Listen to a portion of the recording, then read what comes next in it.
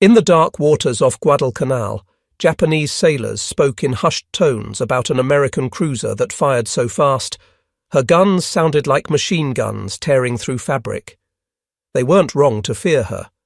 USS Helena CL-50 would survive what should have killed her at Pearl Harbor, only to return with a vengeance that would reshape naval warfare in the Pacific. This is the story of the ship that refused to die, the cruiser that earned her nickname through sheer firepower, and the 1,000 men who made her legend possible. In an era when battleships were kings and carriers were the future, Helena proved that a light cruiser with determination could change the course of history. The story of USS Helena begins not in combat, but in the depths of the Great Depression. As America slowly rebuilt its economy, the Navy embarked on an ambitious program to modernize its aging fleet. The St. Louis-class cruisers represented a new philosophy in naval design, ships that could deliver overwhelming firepower while maintaining the speed to dance with death. When her keel touched the ways at Brooklyn Navy Yard on that cold December day in 1936, few could have imagined the destiny awaiting hull number 50.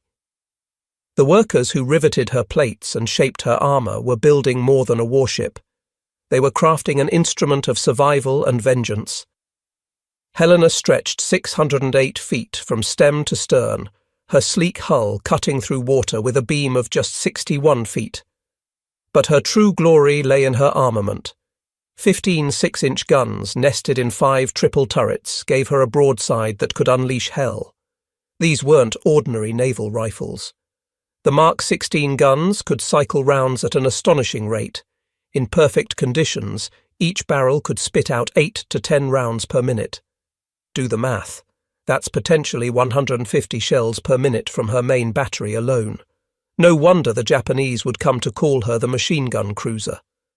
Her secondary battery packed 8 5-inch dual-purpose guns, equally comfortable swatting aircraft or punishing destroyers. 4 Parsons turbines drove her through the waves at 32.5 knots, fed by 8 Babcock and Wilcox boilers that could push 100,000 horsepower through her 4 bronze screws. With a range of 10,000 nautical miles, she could hunt anywhere in the Pacific. But specifications tell only part of the story. What made Helena special was her crew, 868 officers and men who would transform steel and gunpowder into something approaching immortality. Helena slipped into the East River on August 27, 1938, christened by the wife of Montana's senator. The bottle of champagne that shattered across her bow was meant to bring good luck. Whether it did or not would depend on your definition of luck. Her early career reads like a peacetime travelogue. After commissioning in September 1939, Helena sailed south to Uruguay, where her crew got an ominous preview of their future.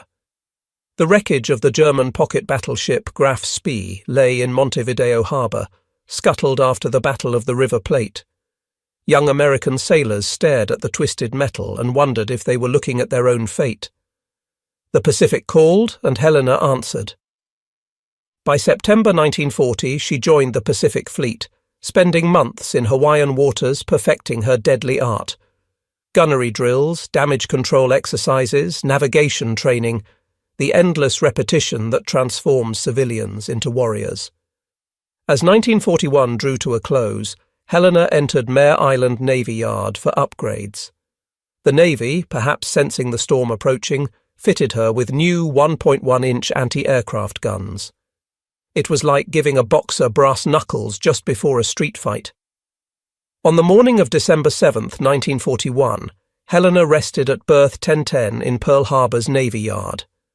Across the harbor, battleships sat in a tidy row along Ford Island. The Pennsylvania, mighty queen of the battle line, was supposed to occupy Helena's berth, but fate had other plans.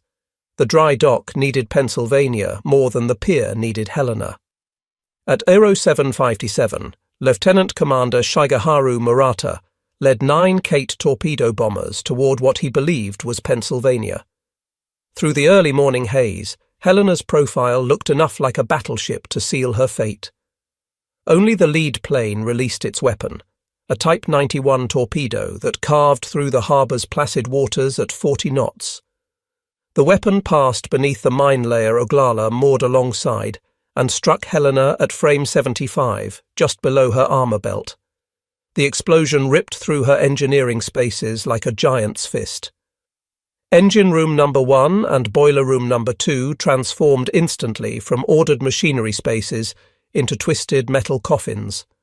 Seawater rushed through a hole large enough to drive a truck through. But Helena was already fighting back.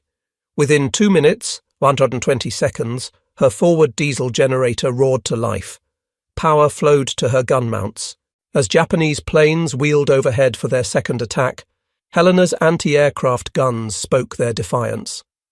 4 bombs straddled her during the second wave, each near miss showering her decks with steel rain.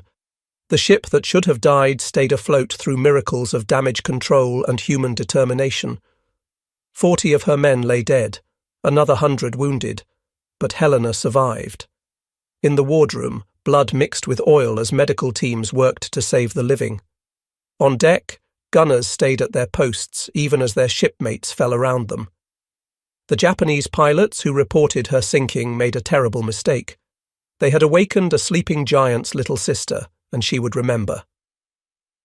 In the aftermath of Pearl Harbor, Helena resembled a patient in intensive care.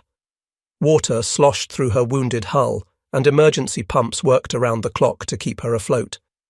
But beneath the damage lay a heart that refused to stop beating. By December 9th, just 2 days after the attack, Helena limped into dry dock number 2. Navy Yard workers swarmed over her like surgeons attending a critical patient. Steel plates were cut, shaped, and welded over her wounds. The temporary patches would hold until she could reach a proper hospital. The journey to Mare Island in January 1942 tested every weld and rivet. Pacific swells pressed against her patched hull, searching for weakness. Her crew stood vigilant at damage control stations, ready to shore up any breach. They needn't have worried. Helena was tougher than she looked. At Mare Island, Helena underwent a transformation that went beyond mere repair. The Navy had learned bitter lessons at Pearl Harbor, and Helena would benefit from that brutal education. Her conning tower, which limited visibility during night actions, gave way to an open bridge. Where antiquated 1.1-inch Chicago pianos once stood, crews mounted 4 quadruple 40mm Bofors guns, Swedish-designed democracy wrapped in American steel. But the real revolution came in electronics. Helena received the new SG surface search radar, a marvel that could peer through darkness and fog to find enemy ships at ranges that seemed like sorcery. Combined with new FC and FD fire control radars, Helena could fight blind, a crucial advantage in the knife fights awaiting her in the Solomons. While darkness helped conceal ships from visual spotting, radar gave Helena the ability to see without being seen. Under Captain Robert H. English, then Captain Phillip, who commanded until September 1942, her crew trained with fanatic intensity. They had accounts to settle. Gunners drilled until they could load and fire in their sleep. Damage control teams practiced plugging holes and fighting fires until their responses became automatic. Every man aboard understood their mission. They were returning to the Pacific not as victims, but as hunters. In the mess halls, sailors spoke of revenge. In the engine rooms, mechanics coaxed every possible revolution from the turbines. Helena wasn't just repaired. She was reborn as an instrument of vengeance. By July 1942, Helena was ready. As she passed beneath the Golden Gate Bridge, bound for the South Pacific, her crew lined the rail. Some waved at girlfriends and wives on shore. Others stared westward, toward the enemy who had drawn first blood. The machine gun cruiser was heading to war. The Solomon Islands in late 1942 were a green hell where America and Japan bled for every yard of jungle. Guadalcanal, with its crucial airfield, had become the Pacific War's grinding wheel. Every night, Japanese destroyers and cruisers raced down the slot, the channel between the Solomon chains, to reinforce their garrison and bombard American positions. By early October, Helena served in Task Force 64 under Rear Admiral Norman Scott. Unlike many American admirals who still thought in terms of battleship lines, Scott understood that radar and rapid fire would rule these waters. He drilled his ships relentlessly in night combat tactics, though he made the curious decision to use USS San Francisco as his flagship instead of the radar-equipped Helena. October 11th, 1942. The day of reckoning approached as American reconnaissance planes spotted Admiral Aritomo Goto's force streaming toward Guadalcanal. 3 heavy cruisers and 2 destroyers carrying reinforcements and bombardment shells. Scott positioned his force off Cape Esperance, ready to spring history's trap.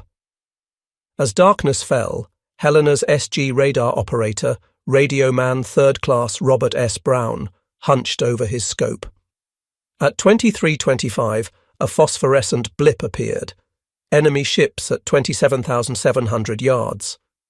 Helena had found the Japanese before they even knew Americans were hunting. What followed was organized chaos.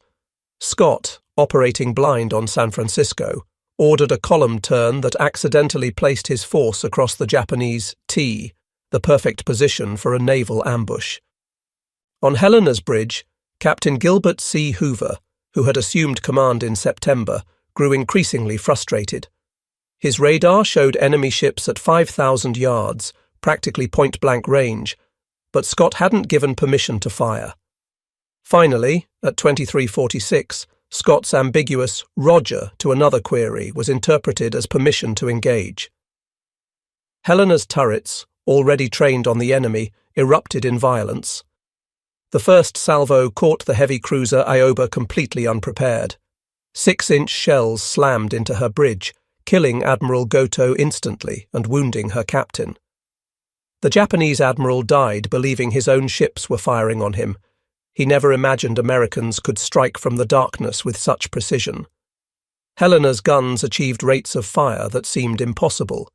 Spent brass casings rolled across her decks like golden rain as loaders worked in perfect synchronization. The sustained muzzle flashes lit up the night, earning her the nickname that would follow her to the grave. The heavy cruiser Furutaka tried to shield the flagship but sailed into a steel hurricane. Helena's shells found her torpedo tubes, and long-lance torpedoes, Japan's most feared weapon, exploded on their own deck. Furutaka burned like a Viking funeral ship before sliding beneath the black waters. In 14 minutes, it was over. Helena had fired over 1,400 rounds, her barrels glowing cherry red in the darkness. The Battle of Cape Esperance was America's first clear surface victory against the Imperial Navy. Helena had proven that American cruisers could fight and win at night, the enemy's chosen battlefield. As dawn broke, oil slicks and debris marked where Japanese ships had died. Helena's crew, exhausted but exhilarated, had their first taste of victory. It wouldn't be their last. November 1942 brought desperation to both sides at Guadalcanal. The Japanese prepared a massive reinforcement convoy, and Admiral Scott's victorious task force, now led by Rear Admiral Daniel Callahan, stood as the only barrier. Callahan, brave but inexperienced in night combat, made the same mistake as Scott. He chose San Francisco as his flagship instead of the radar-equipped Helena. On the night of November 12-13, Helena's radar again proved prophetic. At Aero 124, her SG scope detected Japanese ships entering Iron Bottom Sound, the waters off Guadalcanal littered with so many wrecks they'd earned their grim nickname. 2 Japanese battleships, Hiei and Kirishima, led a bombardment force intended to pulverize Henderson Field. What erupted at 0148 was less a battle than a bar fight with 14-inch guns. The American column practically collided with the Japanese force. Ships fired at point-blank range, sometimes unsure whether their targets were friend or foe. Searchlights stabbed through the darkness, star shells burst overhead, and tracers crisscrossed like deadly fireworks. Helena's radar gave her a critical edge in this melee. While other ships struggled to identify targets, her fire control tracked Japanese vessels with electronic precision. She opened fire on what her crew believed was a battleship, likely Hiei, at just 400 yards.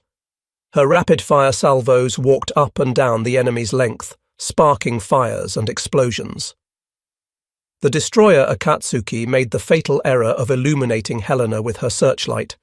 Every American ship that could bear immediately concentrated on the illuminated destroyer. Helena's 6-inch shells joined 5-inch and 8-inch rounds in a convergence of naval gunfire that literally blew Akatsuki apart. She vanished in a massive explosion, taking all but a handful of her crew with her. Helena then shifted to rapid fire against 3 more destroyers, her guns cycling so fast that Japanese survivors reported thinking Americans had developed a new automatic cannon. One destroyer limped away burning, another went dead in the water, and the third fled into the darkness trailing smoke. Through it all, Helena danced between salvos, her engineers pushing her turbines to and past their limits. At one point, San Francisco crossed directly between Helena and her target, forcing a check fire that probably saved American lives. The friendly fire incidents that night claimed Admiral Callahan and Captain Cassin Young of San Francisco, brave men killed by American shells in the confusion. After 40 minutes of point-blank savagery, the Japanese withdrew. Hiei, battered by dozens of hits including many from Helena, lingered behind with jammed rudders. American planes would finish her the next morning, the first Japanese battleship lost in the war. Helena emerged with 1 man dead and minor damage. Her gunners had fired over 1,500 rounds, and her barrels were shot out from the sustained fire. But she had helped stop the Tokyo Express cold. Without that bombardment, Henderson Field survived to launch the planes that would savage Japanese transports over the coming days. As November 13th dawned, Iron Bottom Sound lived up to its name with new wrecks littering the seafloor. Helena had proven herself again, but the cost grew steeper with each battle. Between the legendary battles, Helena lived a grinding routine that tested men as thoroughly as combat. The Solomon Islands offered no respite. If Japanese shells didn't kill you, tropical diseases might. Helena's crew developed the 1,000-yard stare common to Guadalcanal veterans, men aged beyond their years by constant vigilance. Life aboard Helena followed the rhythm of war. General quarters at dawn and dusk, when submarines preferred to attack. Days spent bombarding Japanese positions on Guadalcanal, turning jungle strongpoints into moonscapes. Nights patrolling the slot, radar operators straining to catch the first glimpse of enemy vessels. The crew developed their own culture, born of shared danger. Helena's laundry became legendary, somehow maintaining pressed uniforms even after battle. The ship's band, Helena's Hottentots, played swing music on deck between actions, their jazzy renditions of Blues in the Night carrying across the water to other ships. Food was whatever the supply ships brought. Spam, powdered eggs, and coffee strong enough to float a wrench. Fresh vegetables were memories. The ice cream maker, when it worked, produced the most valuable commodity in the South Pacific. Men would trade almost anything for a Dixie cup of vanilla. Captain Hoover proved a steady hand during his tenure. Unlike glory-seeking officers, he understood that survival meant victory in these waters. He drilled his crew constantly, but also knew when to ease the pressure. Movie nights on the fantail, boxing matches on the forecastle, small pleasures that reminded men what they were fighting for. The November 23rd relief of Captain Hoover for failing to adequately report the torpedoing of USS Juno struck the crew hard. They had just fought through hell together, and now their skipper was gone over what many saw as a bureaucratic vendetta. His replacement, Captain Charles P. Cecil, who assumed command in December 1942, had to win over a suspicious crew. Cecil would lead them through their final battles. December 1942 and January 1943 blurred together in routine and exhaustion. Helena bombarded Vila and Munda, supported troop convoys, and chased ghosts on radar screens. Her crew became experts at reading the sea and sky, knowing that survival often depended on spotting the torpedo wake or bomb release a second before the other guy. By February 1943, Helena desperately needed yard time. Her engines wheezed, her guns showed worn rifling, and her hull bore the scars of near misses.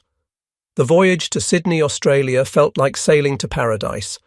Fresh food, cold beer, and women who spoke English awaited. For a few precious weeks, Helena's men remembered what peace felt like. But wars don't pause for liberty. By April, Helena was back in the Solomons, her guns refreshed and her crew rested. The next phase of the island campaign beckoned, and the nightly runs down the slot continued. The machine gun cruiser had more work to do. As spring 1943 turned to summer, American forces prepared to leap up the Solomon chain. New Georgia, with its airfield at Munda, represented the next bloody step toward Tokyo. Helena would play her part in preliminary bombardments that turned Japanese positions into rubble. The routine had become deadly familiar. Slip into contested waters under darkness, pummel assigned targets, and escape before dawn brought retribution. On May 13th, Helena led a bombardment group against Vila, her shells walking through fuel dumps and barracks with methodical precision. The Japanese, learning from experience, had moved most assets inland, but Helena's guns still found plenty to destroy. June 1943 brought intensified operations. Intelligence reported massive Japanese reinforcement efforts, and every American cruiser worked overtime to interdict these movements. Helena's crew, veterans now, prepared their ship with grim efficiency. Extra ammunition came aboard until her magazines bulged. Damage control materials were pre-positioned. Men wrote letters home just in case. On June 30th, Operation Toenails, the invasion of New Georgia, began. Helena provided fire support for the landings at Rendova, her 6-inch shells clearing jungle in 100-yard swaths. Japanese shore batteries replied sporadically, their splashes walking toward Helena until counter-battery fire silenced them. July 4th, 1943, Independence Day, found Helena bombarding Munda Airfield. The Japanese had reinforced their anti-aircraft positions, and black puffs of flak dotted the sky. Helena's anti-aircraft guns replied, their 40mm rounds creating their own fireworks display. It was democracy versus fascism, traced in tracer rounds. That evening, Helena refueled at Tulagi, taking on oil and ammunition for another night's work. Intelligence had spotted another Tokyo Express run, destroyers racing south with reinforcements for New Georgia. Task Force 68, with Helena as a key component, would intercept them in Kula Gulf. The crew sensed something different about this mission. Maybe it was the full moon predicted for that night, eliminating the darkness that usually concealed American ships from visual spotting, though their radar would work just as well. Perhaps it was the reports of Japanese heavy cruisers joining the convoy runs, or maybe it was just the law of averages catching up. Helena had survived too many battles without serious damage. As July 5th became July 6th, Helena entered Kula Gulf for the last time. Her radar operators, the best in the fleet, would spot the enemy first, as always. Her guns would speak with their characteristic rapid fury. But this time, the enemy would punch back with a vengeance that even the machine gun cruiser couldn't survive. The moon rose over Kula Gulf like a spotlight, turning the black waters silver and robbing the Americans of the concealment darkness usually provided. Admiral Walden Ainsworth, flying his flag in Honolulu, led Task Force 68 into the Gulf just after midnight on July 6, 1943. Helena followed in column, her radar already painting contacts to the northwest. The Japanese had learned from their previous encounters. Admiral Teruo Akiyama's reinforcement group included 10 destroyers armed with the deadly Type 93 Long Lance torpedoes, weapons that could reach out 20,000 yards at 49 knots. More critically, the Japanese had finally developed tactics to counter American radar advantages. At 0136, Helena's radar detected the enemy at 22,000 yards. For once, The Japanese radar operators matched American detection, spotting Task Force 68 almost simultaneously.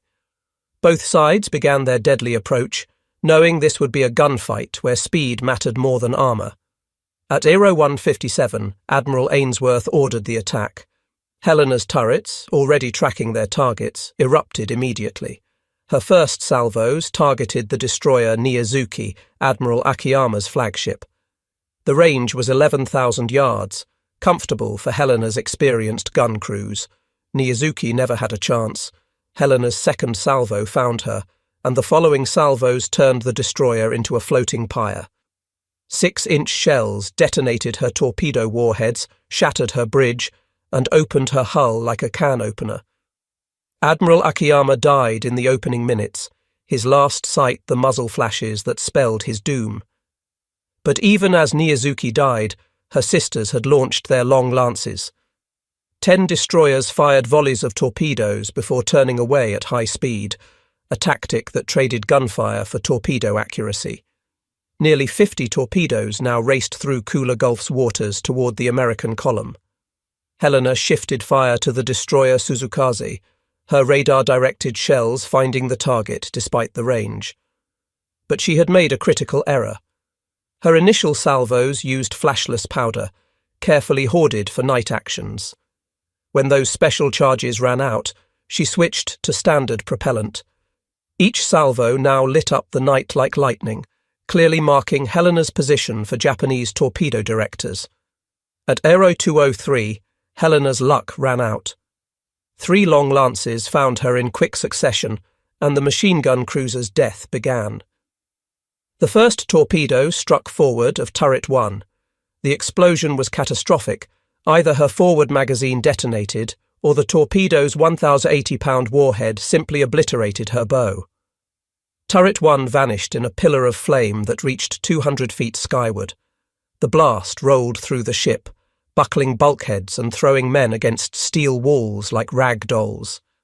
Before damage control could respond, the second and third torpedoes struck amidships below her armour belt. These hits broke Helena's keel, the ship's backbone. Her engine rooms flooded instantly, turbines screaming to a stop as seawater rushed in. Electrical power failed, plunging internal compartments into darkness broken only by battle lanterns and flames. Captain Cecil immediately recognised the fatal nature of Helena's wounds. With her keel broken, the ship was already beginning to jackknife. He passed the order all captains dread: abandon ship. But Helena's gunners weren't finished. Even as she settled, her aft turrets continued firing, their crews refusing to leave their posts until the last possible moment. Turret 4 fired until seawater flooded the handling rooms. Turret 5's crew manually trained their guns, firing until the list became too severe to elevate their barrels. The ship broke into 3 sections. The bow section, everything forward of Turret 2, had already vanished. The stern section, containing nearly 400 men, floated independently. The centre section, containing the bridge and most of the engineering spaces, rolled over and sank within minutes. Men struggled in the oil-covered water, some wounded, all shocked by the sudden transition from combat to survival. The destroyer Nicholas, risking torpedo attack, moved in to rescue survivors. Her crew pulled exhausted men aboard while her guns engaged Japanese destroyers trying to finish off Helena's survivors. Dawn on July 6th found Kula Gulf littered with the debris of battle, and nearly 500 Helena survivors still in the water. The bow and stern sections remained afloat, serving as temporary life rafts for hundreds of men. But Japanese aircraft would arrive with daylight, and Admiral Ainsworth faced an agonizing decision. Nicholas and Radford had pulled 739 men from the water during the night, their crews forming human chains to haul oil-soaked survivors aboard. But radar showed Japanese warships still in the area, and dawn meant certain air attack. Ainsworth ordered his ships to withdraw, leaving hundreds of Helena's crew behind. For the men still in the water, July 6th became a test of endurance and will. The tropical sun burned exposed skin, while salt water tortured wounds. Sharks, drawn by blood, circled the survivors. Men formed groups, supporting the wounded and sharing the few life rafts available. On Helena's floating stern section, Lieutenant Commander John L. Chew organized the survivors. The stern still had some food and water, plus medical supplies. Chew established watches, rationed supplies, and maintained discipline. When Japanese float planes strafed the survivors, men dove beneath the twisted steel for cover. That night, 2 American destroyers attempted a rescue but were driven off by Japanese warships. The survivors spent another night clinging to wreckage, their numbers diminishing as wounded men slipped away and sharks took their toll. The story might have ended there but for Coast Watcher Reverend AWE Sylvester on Vella La Vella Island. He reported the survivors' location and coordinated with local natives to guide rescue efforts. On the night of July 7th or 8th, destroyers Nicholas and Jenkins, along with fast transports Dent and Waters, returned to Kula Gulf. Using whaleboats and rubber rafts, they pulled 165 men from the water and the floating stern section. The stern finally sank during the rescue, as if Helena had waited to ensure her crew was safe before taking her final plunge. But 88 survivors had drifted to Japanese-held Vella La Vella. For a week, they evaded enemy patrols with help from native scouts and coast watchers. Living on coconuts and rainwater, moving only at night, they made their way to the island's northwest coast. On July 16th, destroyers Taylor, Maury, Gridley and Ralph Talbot executed a daring daylight rescue, evacuating the last of Helena's survivors under the noses of Japanese forces. The final tally, of Helena's crew of 868, some 168 men died in Kula Gulf or during the rescue operations, but 700 survived, saved by the courage of destroyer crews who risked everything and the determination of survivors who refused to give up. Helena's story could have ended in Kula Gulf, another casualty in the grinding Solomon Islands campaign. But legends don't die easily. In Navy wardrooms and enlisted clubs, veterans told stories of the cruiser that fired faster than any ship had a right to. Her rapid-fire barrages became the stuff of mythology, growing with each retelling.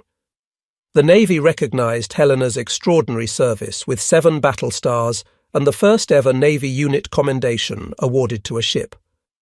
The citations specifically mentioned Cape Esperance, Guadalcanal, and Kula Gulf, 3 battles where Helena's guns helped turn the tide of the Pacific War.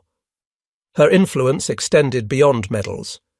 Helena's combat experiences drove changes in American naval tactics and technology. Her successful use of radar in night battles became standard doctrine. The importance of flashless powder was written in blood. Damage control procedures were revised based on her loss. For decades, Helena rested undisturbed in Kula Gulf, her exact location unknown. Her survivors held reunions, their numbers dwindling each year, but their memories still sharp. They remembered the sound of her guns, the feel of her deck plates, the friends who didn't make it home. In April 2018, Paul Allen's research vessel RV Petrel located Helena in 2,800 feet of water. The remote cameras revealed her hull number, 50, still visible on her stern. Her turrets remained trained out, as if ready to resume the fight. The discovery brought closure to surviving crew members and their families, confirming their ship's final resting place. Today, Helena serves as more than a war grave. She represents the thousands of sailors who fought the decisive naval battles of World War II. Her story teaches timeless lessons about courage, determination, and sacrifice. The ship that survived Pearl Harbor to become the scourge of the Tokyo Express proved that heroes aren't always invincible. Sometimes they're simply too stubborn to quit. From her birth in Depression-era Brooklyn to her death in the tropical waters of the Solomons, Helena embodied the American war effort. Built by workers who needed jobs, crewed by boys who became men, and commanded by officers learning to fight a new kind of war, she was democracy made steel. The Japanese were right to fear the ship they called the machine gun cruiser. But Helena was more than rapid-firing guns and advanced radar. She was 868 Americans who refused to accept defeat, who turned tragedy at Pearl Harbor into triumph at Cape Esperance and Guadalcanal. Even in death she extracted a price, her guns firing until the water claimed them. In the depths of Kula Gulf, Helena keeps her last watch. Coral grows on her turrets, fish swim through her passages, but her legacy lives on. She remains what she always was, the fighting ship that earned her nickname through sheer determination, and a testament to the generation that saved the world. They called her Machine Gun, and she lived up to her name until the very end. In the annals of naval history, few ships fought harder, died better, or left a prouder legacy than USS Helena CL-50. She was, as her crew always knew, one hell of a fighting ship.